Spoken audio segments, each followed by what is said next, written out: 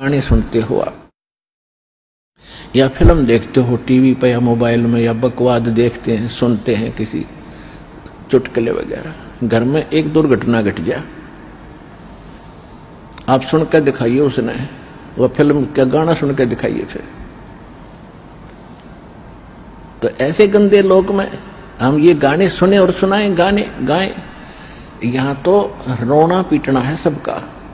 और इसमें भगवान की भक्ति साथ लेकर और इस मालिक की आरती दिन रात करो, भगवान की भजन दिन रात करो।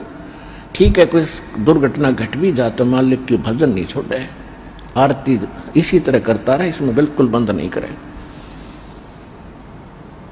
क्योंकि दुख हल्का भगवान ही कर सकता है, उसको रोते रोते भी मालिक ने याद करे। तो कहने का भाव यह है कि इस गंदे लोक में हम भूल जाते हैं, किसी के घटना घट गई, हम एक औपचारिकता करने जाते हैं वहां पर। अगर वो हमारे आया था और हम नहीं गए तो वो दुख मानेगा।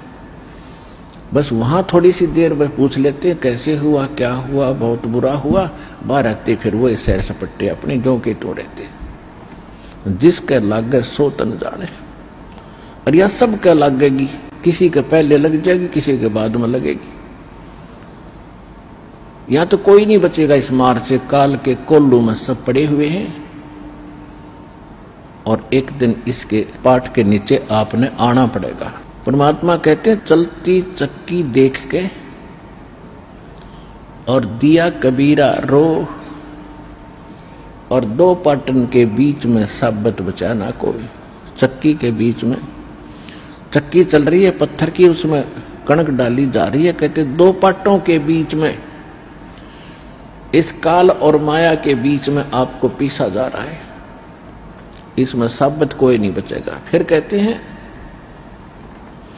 कि किले से लागा रहे ताका नाश न हो। हमने देखा कि हमारी माताएं हाथ से चक्की पीसा करती थी और उसमें एक किला होता था, किला बीच में एक ऐसे दोनों पाटों के बीच में सेंटर में पाट होते गोल गोल चक्कर पत्थर के, उसमें एक तो डंडा सा लगा होता था उसको घुमाने के लिए, और एक उनके सेंटर में एक सुराख सा होता था, उसमें एक लकड़ की ऐसे गोल सी लंबी लंबी सी एक लगी हुई थी गुटका सा, और उसके चारों तरफ उसके खाली स्थान होता था, उसको किला बोलते थे। अब जो कणक उस किले में पड़ गई वह तो ज्यों की त्यों रहती थी, उस पर उन दोनों पाटों का असर नहीं होता था, और जो उन दो पाटों के बीच में आगे वह सारी पीस दी जाती थी। तो यहां परमात्मा कहते हैं किले से लागा रहे ताका नाश ना हो।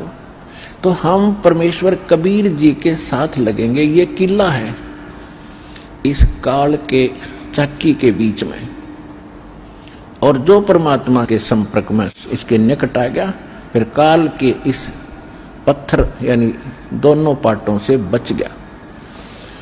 तो जो परमेश्वर कबीर जी की शरण में आप आ गए तो आप उस काल के कोल्लू से, उस